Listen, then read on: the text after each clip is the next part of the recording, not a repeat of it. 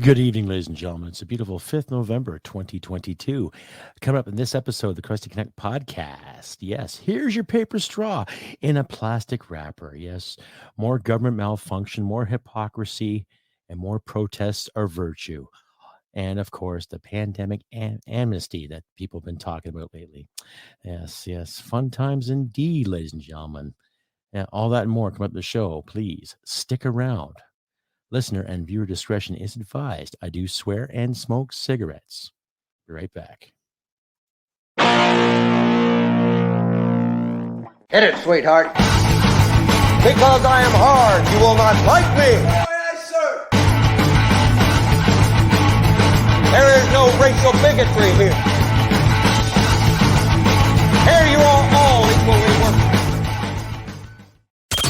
From Western Canada, this is the Crusty Canuck podcast, a Canadian veteran's point of view on political, social, economic issues and life. Here's Crusty. That's right, ladies and gentlemen. Welcome to another episode of the Crusty Canuck podcast, episode 190. Here's your paper straw in a plastic wrapper. Yes, of course, Justin Trudeau standing up for the CUPE workers in Ontario, saying it's their human right and charter rights, all that good stuff. And yet, where was the ass clown when it came to the charter and human rights of the protesters in Ottawa this past February? That's my question, too. And where were the protesters and outrage helping these individuals back in February? All that and more. Yeah, there's a lot of stuff out there that's contradictory going on right now. Now, I guess the workers in Ontario's educational system are requesting another $3.25 more an hour because the average salary of these individuals is $39,000 a year. Okay. So my question is that the mainstream media has had their hands in this since, before the strike even happened. Okay. And they've been weighing in, all these experts coming in about human rights and charter rights and all this stuff. Oh, the right to strike, and how dare the government order us back to work and all this stuff. And yet, where was the outrage? Where was the outrage when the government ordered us to get more than 2 notional jabs? Where was the outrage where the government said, we must get this or else? Where was the outrage when the ArriveCan app was going full bloom? Where's the outrage when people realized that the federal government spent $54 million on the ArriveCan app when they could have done it for a fraction of the cost? Where was the outrage when the Prime Minister and his Liberal cabinet members and a good chunk of the NDPers sat there and said yes to the Emergency Measures Act when there was no need to panic? Where's the outrage when they arrested people and threw them in the cooler for more than 40 days because of mischief charges and other speculations? Where was it then? Right now, we get the Prime Minister standing, shoulder to shoulder, apparently, with these individuals, saying that you have every right to express yourself and every right to talk about this and display this and express that. And yet, where was the outrage when you had truckers and blue collar workers alike, and some citizens from Ottawa and some from Toronto and some from Montreal and Quebec and other parts of the country drive in solidarity with these truckers in February to stand up against the government and say, we've had enough, right? Where were the politicians then? Where were they?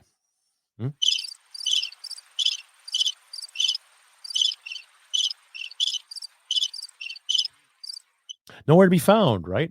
So it just goes to prove that this day and age, they want to dress you up something and tell you something totally different. That's why I use the title, here's your paper straw in a plastic wrapper. Okay? It's bullshit. Context. It's gone out the window, Okay, we'll back you up in this cause, but we won't back you up in that cause. Okay? We'll back up this march, but we won't back up that march. Okay? Federal government did the exact same thing when it came to railhead blockades, right? All these blockades going around the railheads. People setting fire to certain railways, trying to damage them, trying to sabotage them, right? All in the name of a handful of people that apparently did not like the LNG pipeline in British Columbia. Okay. But there's been facts and figures that have been proven that there's a lot of First Nations and a lot of people in that area of the country that would welcome the LNG pipeline to bring jobs and to bring opportunity and prosperity to that area. But of course, this is the day and age where, everyone's a victim, but no one's a victor, right? Go figure. Now, when I look at the recent strike, I believe everyone has the right to strike or a right to protest, or express themselves. Okay. I believe everyone does, regardless if you agree with it or not. There's some parts of the Freedom Convoy I did not agree with. Okay. But I never said they should not protest. They had every right to drive to Ottawa to do their thing. Right. Everybody has every right to march on any government building or any government compound and say, look, we've had enough of this. We had enough of that. Okay. As long as it's peaceful. But like I said earlier, you look at the contrast and the context of it. Everybody's rooting for these individuals making $39K. Oh, we need some more. We need some more. We need some more. Oh, what about the children? What about the children? What was your concern with the children when it came to masking kids up? What was your concern with the children when it came to emphasizing Zoom education via online, right? What was your concern then? Where's your concern with the children when you're telling little boys and little girls they can swap genders? Where's your concern with the children when you're teaching them racist manifesto like CRT BS, right? Where you're teaching kids to be ashamed of who they are and to be ashamed of what history has taught us, right? Yet you're worried about people making $39,000 or less a year. Well, there's lots of Canadians who have raised their families on that much money, and yet the government wants to tax them. So while you're sitting there tooting the old virtual horn about rights and regulations, the same government is charging you extra tax on gasoline, on the groceries that you purchase, and on the heat that you're going to need in this upcoming winter. So where are the priorities, ladies and gentlemen? Don't worry. Let the big government tell you what they are once again. Stay updated and follow Crusty Canuck on Facebook, Twitter, Gab, Telegram, YouTube, and Podbean. Subscribe today and donate at crustycanuck.ca. And getting back to the whole thing, what big government's doing too. Now, the past few years have been really interesting in regards to the pandemic, the jibby jab, and all this glorious stuff in the name of safety and keeping us safe and keeping us united. Now, I look at the truckers' convoy. I might disagree with some of the things that certain individuals might have said, like that Queen Ramona lady thing, creature, whatever, calling her the Queen of Canada. As far as I'm concerned, she's right the hell out to lunch. Okay. And there might have been some bad people at those protests who try to hijack certain identities, or certain platforms who try to get involved one way or the other. But when you look at the majority of the people that were there, they were just like you and me, blue collar aficionados, people that work for a living, people that want to go to work, people want to go about their business, make their money, raise their families, and live in a country full of peace, security, and the magic word, ladies and gentlemen, freedom. Not freedom, like the left like to coin, right? Because the more and more people sit there and go freedom, the more and more you want to sacrifice it, okay? The more and more that you want to take it for granted and be led by the nose hairs to be told what to do, when to do it, and how to do it, all in the name of safety. We got to live in a country full of safety. We got to be safe from bad words. We got to be safe from raising fists. We got to be safe from guys like Crusty Canuck and other podcasters who disagree with us. All right? I don't think you're looking for safety. I think you're looking for comfort and coddling. Yes, and cradling. Oh, there. That's okay. You just give us more money and we'll look after you, right? You pay off the national debt and pay our salaries and we'll look after you. Right? That's what they're promoting. All right. Now, I'm all for unions when unions represent the workers. Okay. Now, both Justin and Jagmeet have talked about the workers. And yet both you ass clowns are screwing the workers up the pooch. Okay. Like I mentioned earlier, with the gasoline prices, grocery prices, and home heating prices. Right. But you really care about the workers in Ontario now, don't you? Just like you care about the workers in Quebec and you care about the workers in New Brunswick, Nova Scotia, Newfoundland, right? And then you really care about the oil workers out here in the West. Oh, we know how much you just love the workers. Okay. And both you as clowns haven't come from a family that worked and worked and worked. Your parents might have, one way or the other. Okay. But you're both born in well to do families, and you never had to struggle for a goddamn thing in your lives. And I can honestly say half the Liberal cabinet comes from the same background, too. So when you sit there and talk about monetary policies and new budgets and propose new spending, thank you, Miss Pint-sized twat, Miss Freeland, a few more billion being spent where? In Ukraine? On the so-called infrastructure you want to put together? Oh, that's right. The GST handout, the rebate, $200 over 6 months. And not forget, let's let that $500 lump sum that you're giving to people to help people with rent and maybe the odd mortgage payment. That way, you can give yourselves a round of applause or a round of clap for helping the middle class, right? And all those people you say you're helping to get into the middle class. So then you can charge them more tax and put it up their chuff again, right? Well done. Well done, said nobody. Yeah, give yourselves a round of applause, eh? No, let's not. Okay. Now, when I look at these protests, I say again, everyone has the right to protest something. That's one of the principles how this country was created and found on. The right to speak your mind. And rightfully so, right? I don't care what protest is going on. I don't care how this person feels or this group of people feel or that group of people feel. You got something to say, you want to protest it. But like I mentioned earlier, look at the contrast here in the context of it all. People were up in arms about the convoy, but they weren't up in arms about the railheads being set ablaze or attempted to be damaged, right? Where were they up in arms when the BLM march was happening during the height of the pandemic? Oh, don't, social distance and don't do this and don't do that. But yeah, you can get together and have a protest.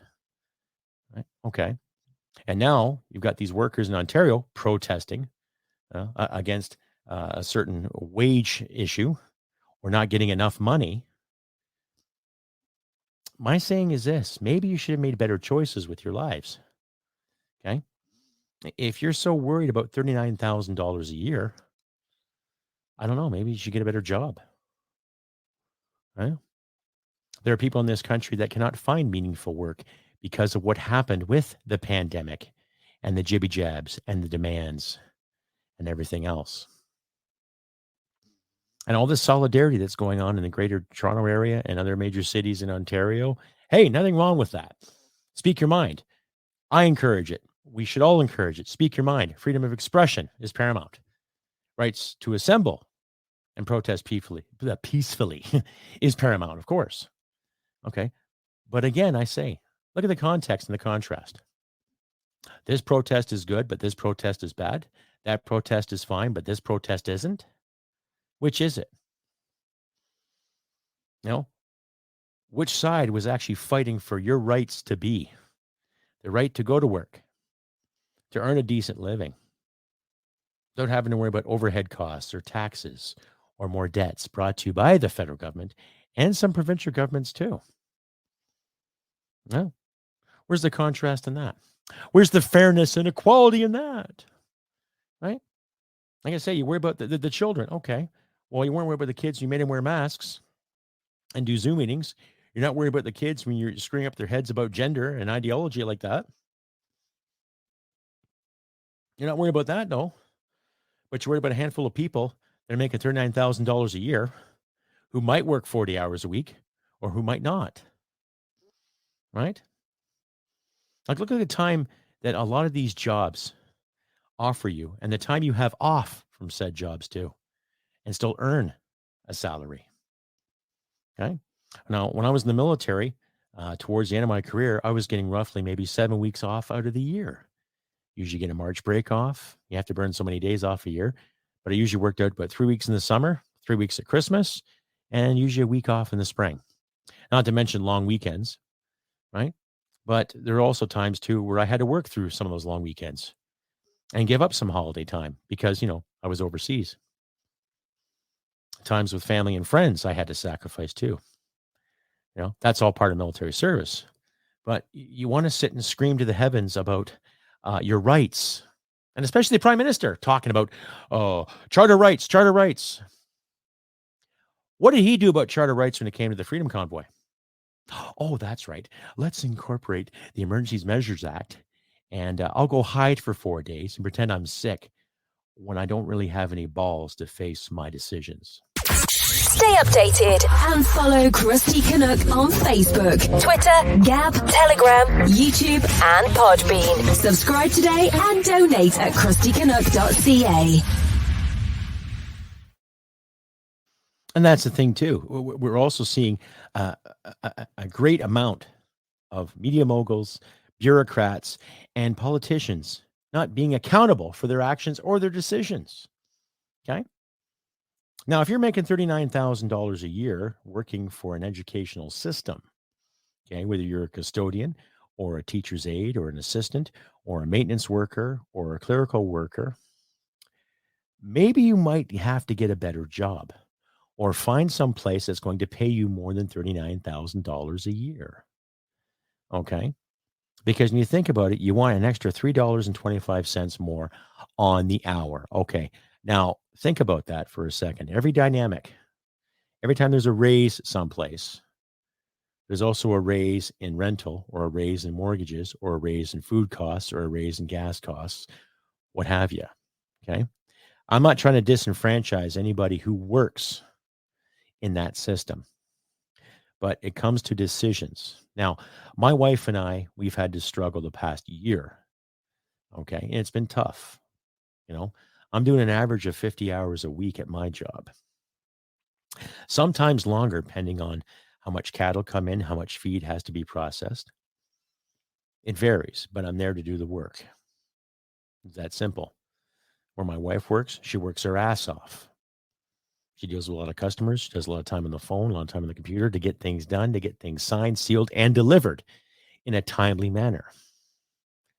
Okay. And this past year has been tough on us, you know, with making sure bills are paid, making sure that our heads are above things at a nominal level. But it's difficult because we're trying to get our savings back in order again. And that's where it's getting difficult for us. And we can understand that with other Canadians too.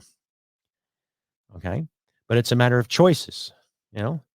Do I love my job? Well, I'm not in love with it. I like it.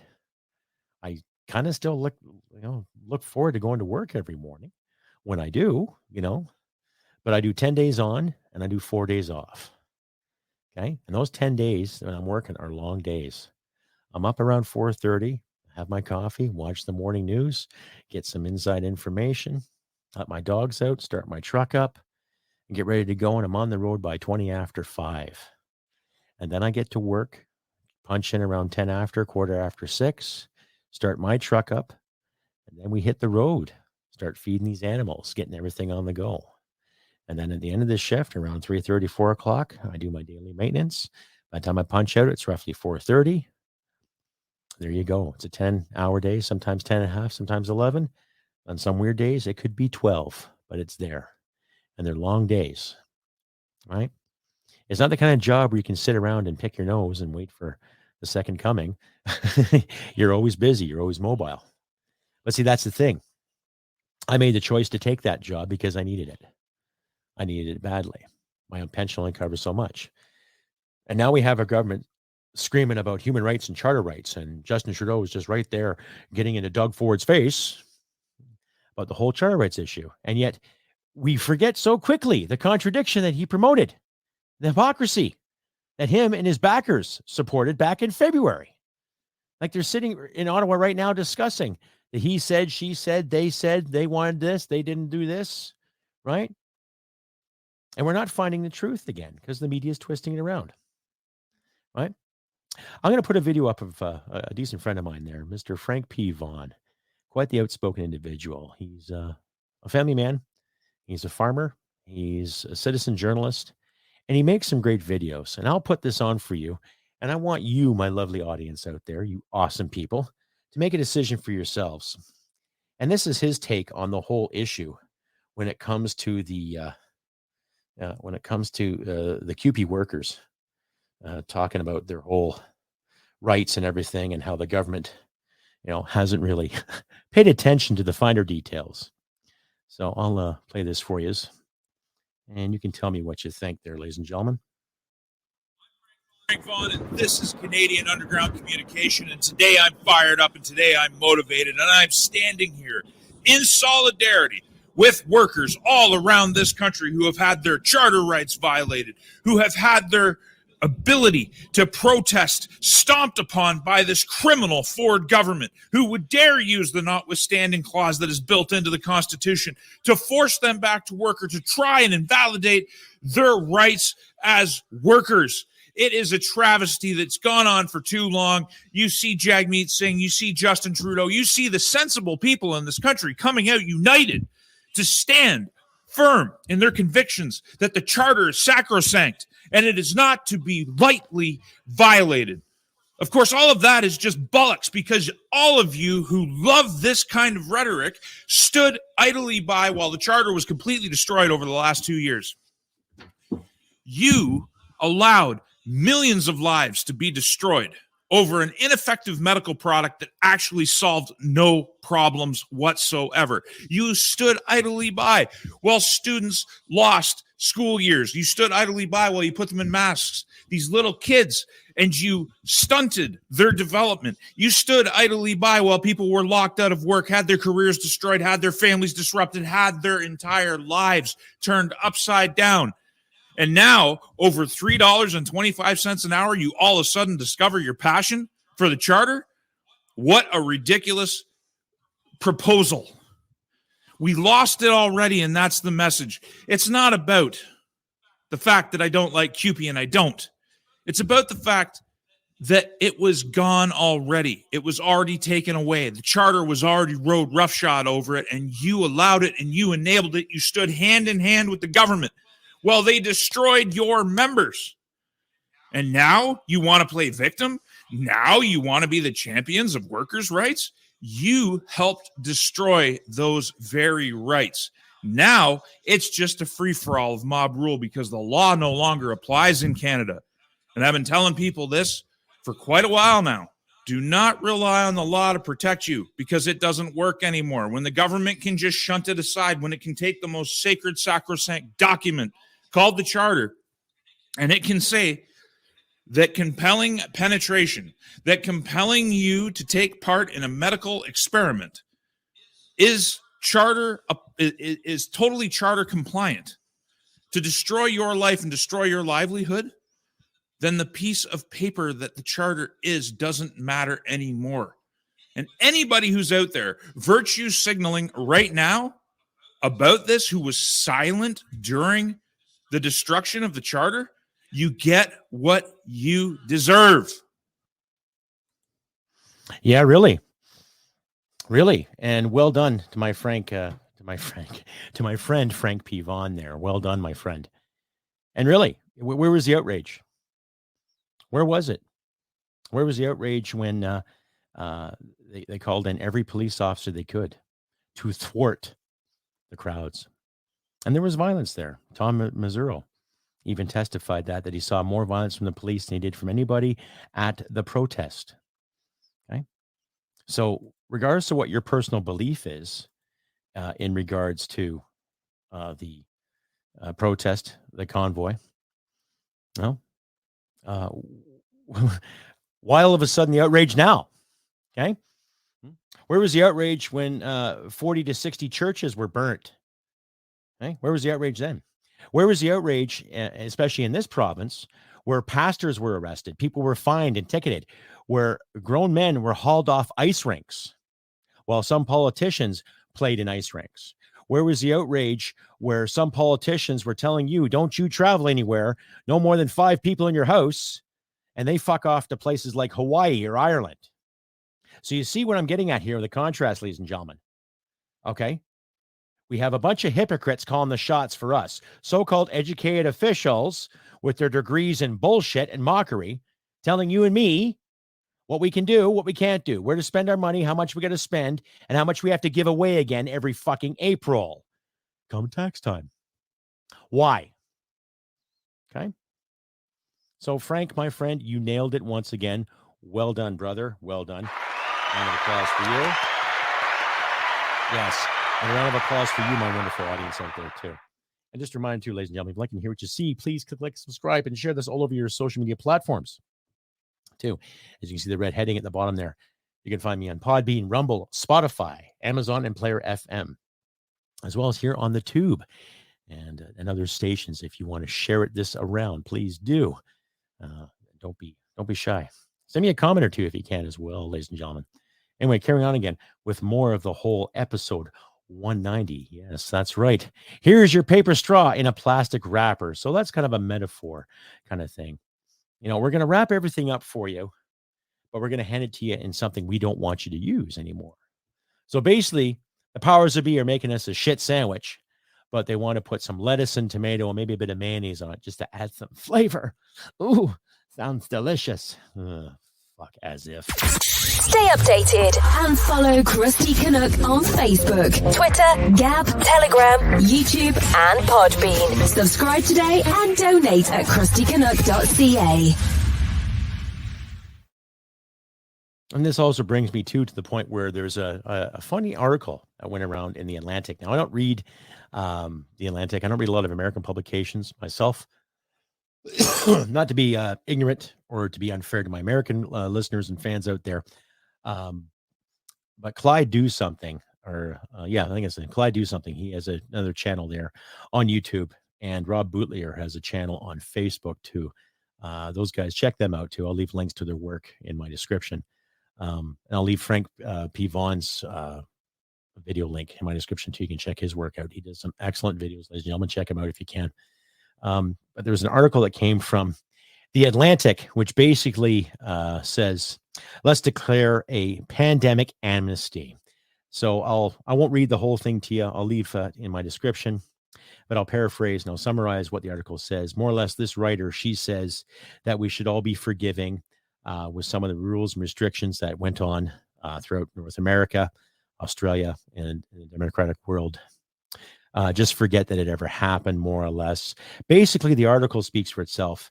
It's like she's talking to a bunch of children, right? And I'm seeing that a lot lately from so-called authority figures and bureaucrats and politicians alike. They keep talking to us like we're fucking morons, okay?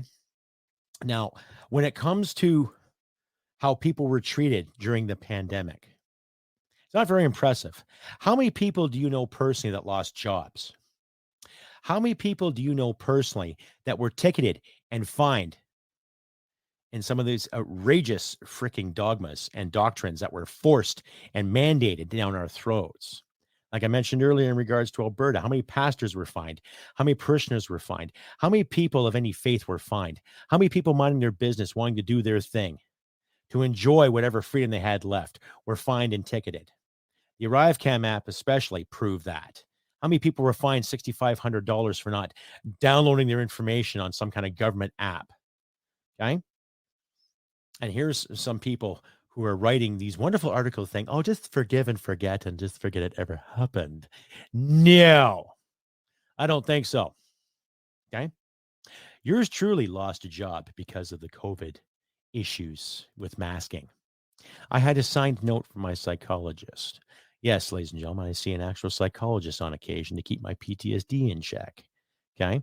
I like to remind certain journalists out there that you don't get PTSD from fucking words.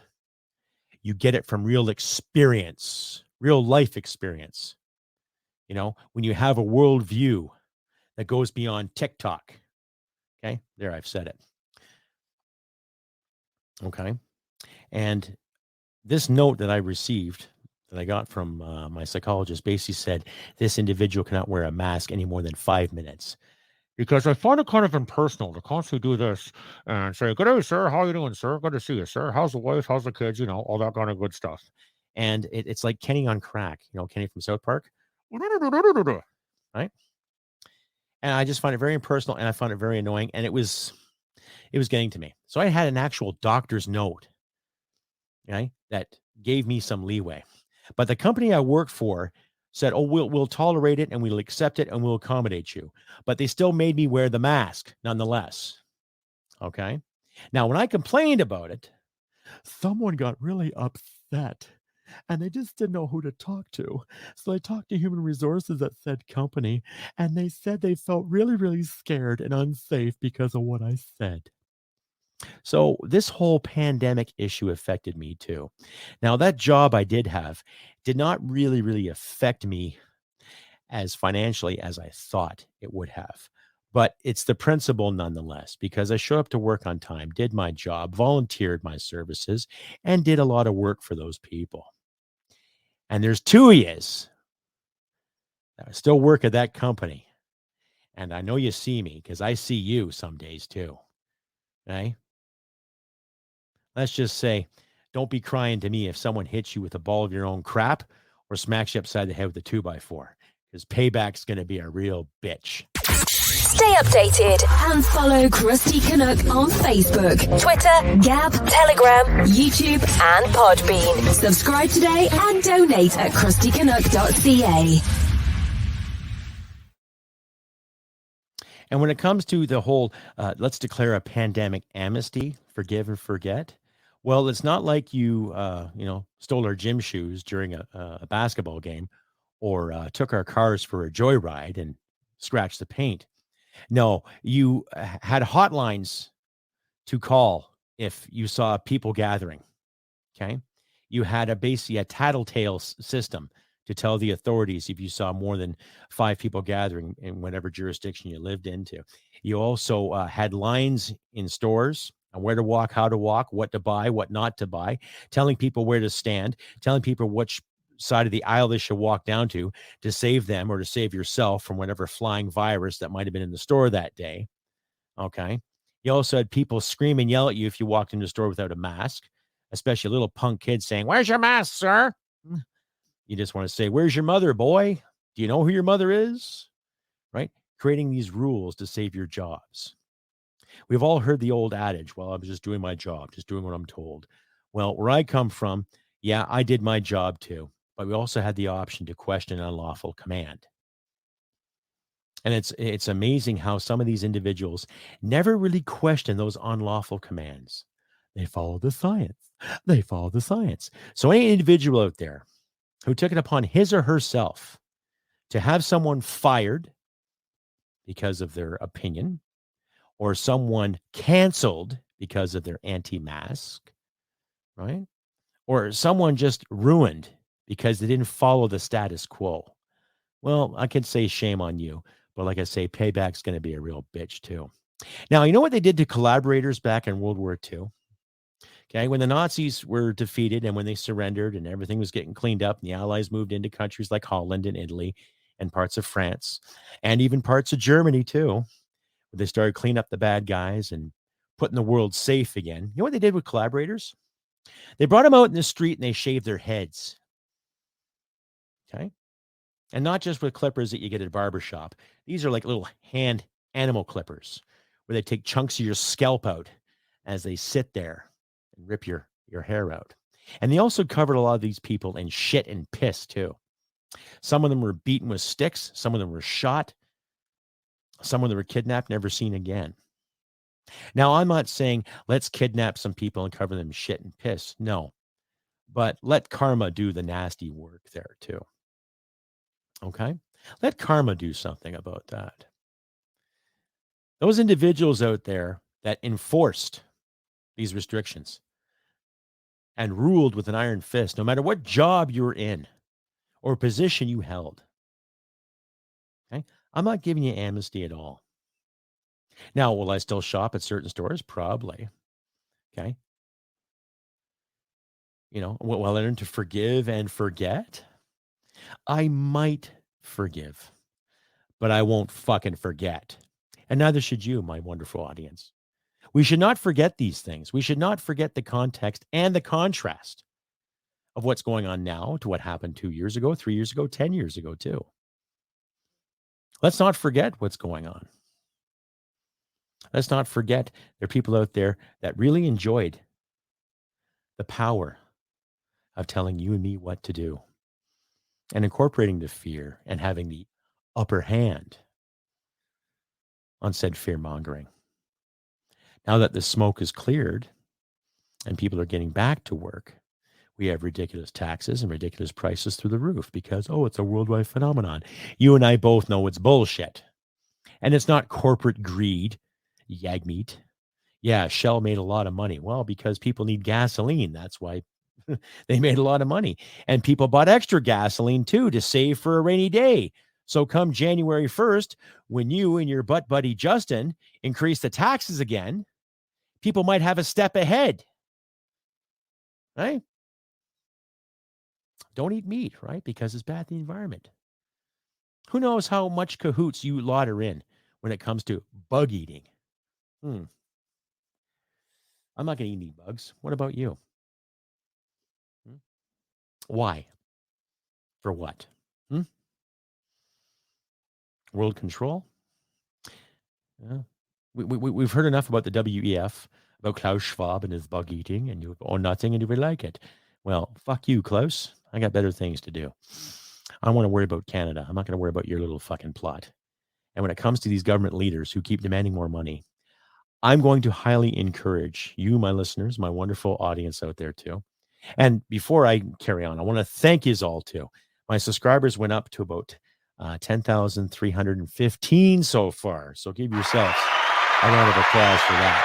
Well done. Thank you very much for giving me an opportunity and making this platform even better. But as I was saying, we pay a lot of taxes already when it comes off our pay. Right? I got a few friends of mine in my life that are struggling to pay some overdue taxes that they forgot about, apparently. But it wasn't because they forgot about it. It was because they paid too much. And the government can't do the math. And the government likes to reassess people on random. It's funny how we get into a national debt, and yet the federal government has to increase more spending, which they're proposing as we speak right now. Regardless of what the commissions are saying in Ottawa, when they're investigating the whole personal emergency issue, or when they were investigating the money that was spent during the Queen's funeral. Right? So there's a lot of fuckery going on here, and no one's taking responsibility. Right? So it's up to you, your friends, me, my friends, your wives, my wife, and other people to start making sense of all this shit and to take a proper stand too. So here's my little suggestion for a stand. I would like you, my audience, okay, every time you send an email or make a statement on your social media, it doesn't matter if it's Facebook, Twitter, whatever platform you're on, put the hashtag don't file for number 4 Trudy. Now, I'm not saying to my audience, don't pay any more taxes, okay? But I will say, don't bother filing for that clown. Don't give the son of a bitch the fucking satisfaction. Okay? Enough is enough. As I've said numerous times on my show, ladies and gentlemen, that when I look at my pay stubs, anywhere from $400 to $500 a pay comes off in taxes. And when I get my stub from my pension, 6 and change comes off in taxes. Anywhere from about 6 1/4 to about $6.30 and change comes off in taxes. That's not $6.30. That's $600 and $630. And that's $450, sometimes $500+ off my other pay. So roughly, let's assume that I'm paying anywhere from $1,400 to $1,600 a month in taxes. And they still demand that I file because I might have money hidden somewhere. I don't make a lot of money off this podcast, ladies and gentlemen. I don't. On average, maybe $20 a month. I have a few members on my YouTube page and a few dedicated subscribers for my Podbean that throw me $5 a month, which I'm grateful for. I'm not complaining by any means, but I'm not making a fortune off this podcast. So what's the government thinking? Right? I wonder how many other blue collar people out there are going through the same thing too. They'll pay anywhere from $1,200 to $1,600 a month in taxes. And yet you have to file. If you don't file, what's going to happen? Roads, schools, healthcare. No, it's for national debt. And we know the CRA is working for the bigwigs, trying to scrape the bottom of the barrel to get what they can. Because if they don't, then they're just going to authorize the bank to print more money. Right? Here's the thing you get on national debt. Open up the oil, open up our resources, and let free market reign. Hey, there's an idea. That would get the country out of debt in record time, but they don't want that, right? Third largest oil reserve on the planet, this country is. And yet we have to charge people for using it and import most of it. Isn't that just fucking odd, eh? Who knows? Anyway, John, before I ramble on again, too, please consider liking, sharing, and subscribing. And please comment if you can to share this stuff all over your social media platforms. And if you feel like donating, please consider donating too. Like I said, I don't make a lot of cash with this podcast, but it takes wonderful people like yourselves, which I'm grateful for every time I do an episode. I am extremely grateful every time I put an episode up and I get some good comments. And I've had some really positive feedback over the past couple of weeks yet again. Thumbs up, kind words here and there. Thank you very much. I'm very grateful. But please consider donating too. Links in the video description where you can donate $5, $10, whatever you want to give to. And an update too. My screenplay is done. Like I mentioned there a couple months back, I was working on a screenplay. I've had a great collaborator with me, Mark from Ontario there. Great guy. Fantastic work. He's in the business, so he knows how to get a good story out there. And with his mentorship and his imagination, I think we created a great story. I'll have some more details for that later on in the year or early next year. But the screenplay is done. Now we're just trying to market it and get things on the go. So who knows? Maybe this time next year you'll see a great Canadian TV show with my name on it. But yeah, that's in the works. And I'll be back again on Tuesday. I will do another episode. Last time it was a bit of a faux pas. I had some issues with my truck, which were sorted out at the time, but now I'm having more issues with my truck. I got to get sorted out on Monday, but I'll be back Tuesday with another episode of the Crusty Nut podcast for you all there too. So this has been episode 190. Yes, here's your paper straw in a plastic wrapper. Basically, here's a shit sandwich for all you Canadians. You know, Justin's standing up there for the QP workers. Here's a $500 lump sum. Yep, trying to make work easy, life easy for all us Canadians when they're sticking it up our butts just in time for Christmas to get our gooses early, right? Yeah. Anyhow, like I say, always, ladies and gentlemen, do what you can to help each other in these trying times.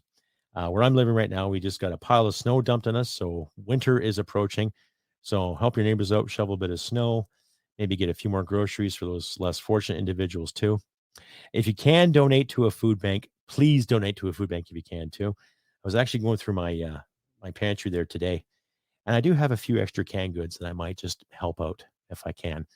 I'll drop it off our local food bank there too. But do what you can in these trying times.